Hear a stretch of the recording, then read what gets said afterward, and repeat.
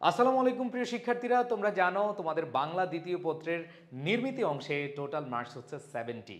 এই 70 মার্ক লিখতে গিয়ে সময়টা মেনটেন করা অনেক অনেক বেশি কঠিন। বিশেষ করে আমার সময় হয়েছে এরকম যে আমি রচনাটা কমন পেয়েছিলাম, রচনাটা লিখতে যাব, লিখতেছি হায় রে, মনে হয় যে আরও 1-1.5 ঘন্টা লিখতে পারবো। ওই রচনা লিখতে গিয়ে দেখি একটা সময় এসে আমার মাথায় অনেক কিছু আছে কিন্তু আমার হাতে সময় নেই। মাথায় অনেক কিছু থাকা সত্ত্বেও সময়ের কারণে আমি সুন্দরভাবে লিখে আসতে পারিনি। তো আজকে আমি তোমাদের সামনে যে ভিডিওটি নিয়ে হাজির হয়েছি, আশা করি তোমাদের অনেক উপকার হবে এবং অল্প সময়ের মধ্যে তুমি কিভাবে বাংলা সেকেন্ড পেপারের নির্মিতি অংশটা শেষ করে আসতে পারবে সেটা নিয়ে আমি আলোচনা করব।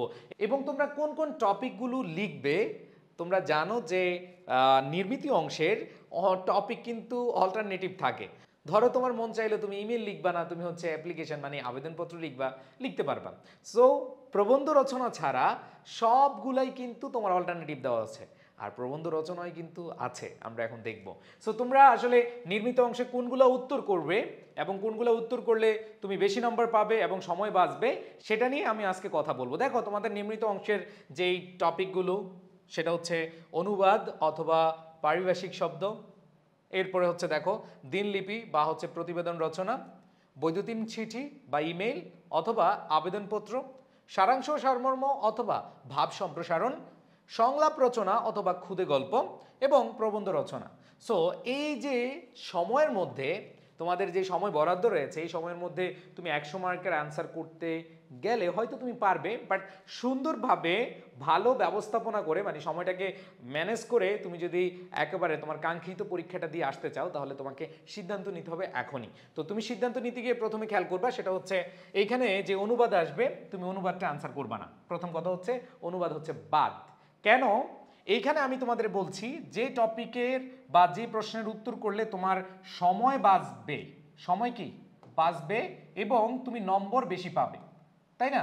নম্বর বেশি পাবে, সময়টাকে তুমি বাঁচাতে পারবা, এই টপিকটা হচ্ছে পারিভাষিক শব্দ। কেন? দেখো পারিভাষিক শব্দের একটা ওয়ার্ড লিখলে কিন্তু তোমার 1 নাম্বার হয়ে যাচ্ছে এবং 10টা ওয়ার্ড লিখলে তুমি কিন্তু 10 পাচ্ছ। বাট এখানে কিন্তু তুমি অনুবাদ 10টা ওয়ার্ডে কখনোই হয় না, এই জন্য তুমি এই টপিকটা বাদ দিয়ে দিবে। আর সবচেয়ে বড় বিষয় হচ্ছে এইখানে 10-এ 10 পাওয়া সম্ভব এই কারণে তোমার 15টা থাকে, 15টার মধ্যে 10টা দিবা। সো এই নির্মিত অংশের এইখানে 100% তুমি 10 পাচ্ছ। বাট তুমি যদি অনুবাদ লিখো, তোমার ধরো একটা বানান ভুল হয়ে গেল, 2টা বানান ভুল হয়ে গেল, তাহলে কিন্তু শেষ। সো ব্যাপারটা হচ্ছে আমরা টোটালি এটা অ্যাভয়েড করব। এরপর দেখো দিনলিপি আর হচ্ছে প্রতিবেদন রচনা। সো সময় বাঁচবে কোথায় এবং নম্বর পাবো কোথায় বেশি, সেটাই আমার কি করতে হবে, আইডেন্টিফাই করতে হবে। সো একটু খেয়াল করে দেখো, তুমি যদি দিনলিপি লিখো, এই দিনলিপি লিখতে গেলে তোমার 3 থেকে 4 পেজ লিখতে হয়, মানে তুমি হচ্ছে এখানে সময় বাঁচাতে পারছো না। বাট এখানে যদি দেখো প্রতিবেদন রচনা, সেটার একটা ফরম্যাট আছে, টেকনিক আছে, ওই ফরম্যাটটা যদি তুমি লিখে আসো বা আরেকটু সুন্দরভাবে উপস্থাপন করতে পারো, সেখানে কিন্তু তুমি 2 পেজের মধ্যে ভালোভাবে লিখে আসতে পারবা। সো প্রতিবেদন রচনার আমরা টেকনিক দিয়েছি, আমাদের যে এডুকেশন ইউটিউব চ্যানেল আছে, আমি সুন্দরভাবে আমাদের ইউসুফ স্যারকে বলেছি যেন দিয়ে দেয়, এবং ইউসুফ স্যার কিন্তু প্রতিবেদনের ফরম্যাট দিয়েছে যাতে করে তোমার কমন না পড়লে তুমি লিখে আসতে পারো, আর কমন পড়লে তো হয়েছেই, ঠিক আছে? সো এখানে প্রতিবেদন রচনাটাই আমি মনে করি বেস্ট, সেখানে তোমার সময়ও বাঁচবে, নম্বরও বেশি পাবা। এরপরে দেখো বৈদ্যুতিন চিঠি আর হচ্ছে আবেদনপত্র। হ্যাঁ, এই দুইটা বলা যায় সময় কাছাকাছি, হয়তো ইমেলটা লিখলে একটু সময়টা কি হবে তোমার বাঁচবে, কারণ ইমেলটা তুমি বড় করতে পারো না, ইমেল অনেক ছোট হয়, যেটাকে আমরা বলি ইলেকট্রনিক মেইল, এই জন্য বৈদ্যুতিন চিঠি। সো এইখানে তুমি এই জায়গাটা আবেদনপত্রটাকে কি করতে পারো, স্কিপ করতে পারো, আবেদনপত্র স্কিপ করে তুমি এই ইমেলটা লিখতে পারো। সো নাম্বার হয়তো 2টার কাছাকাছি পেতে পারো, কারণ এখানে আবেদনপত্র অনেকে লিখতে খুব স্বাচ্ছন্দ্য ফিল করো, বাট আমি মনে করি যে আবেদনপত্রতে সময় যেহেতু বেশি যাচ্ছে, তোমরা হচ্ছে ইমেইলটা লিখবা, ঠিক আছে? এরপর দেখো সারাংশ সারমর্ম আর হচ্ছে ভাব সম্প্রসারণ। এইখানে সারাংশ সারমর্মর প্রথম যে পজিটিভ সাইন, সেটা হচ্ছে সময়টা তোমার বাঁচবে, শুধু বাঁচবেই না, অনেক বাঁচবে, অনেক অনেক।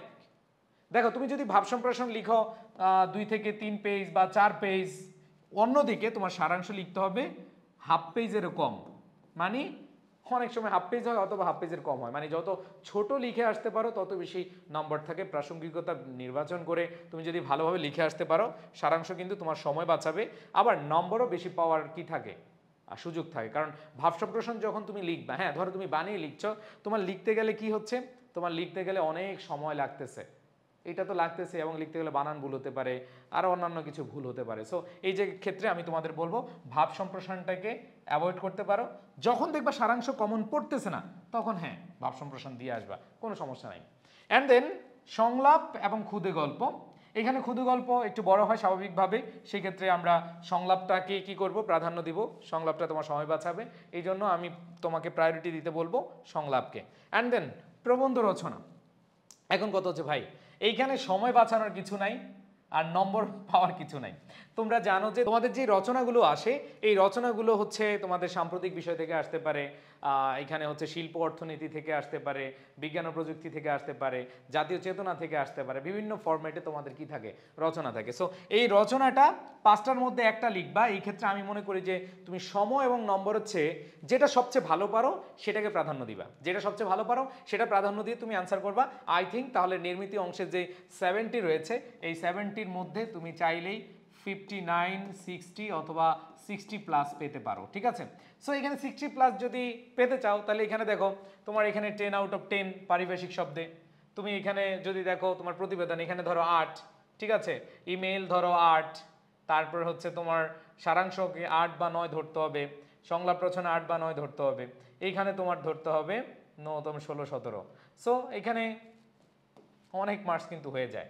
সো এই জায়গাটায় মাথায় রাখতে হবে, সময় বাঁচাতে হবে, এবং সময় বাঁচলে তুমি রচনাতে বেশি ইফোর্ট দিতে পারবা, কারণ রচনা 14, 15, 16 পেজ, যে যত বেশি লিখতে পারবা এখানে নম্বরটা বেশি থাকে। সো এটা মাথায় রেখে তোমরা প্রস্তুতি নিবে। সবার প্রতি শুভকামনা জানাচ্ছি। আল্লাহ হাফেজ, আসসালামু আলাইকুম।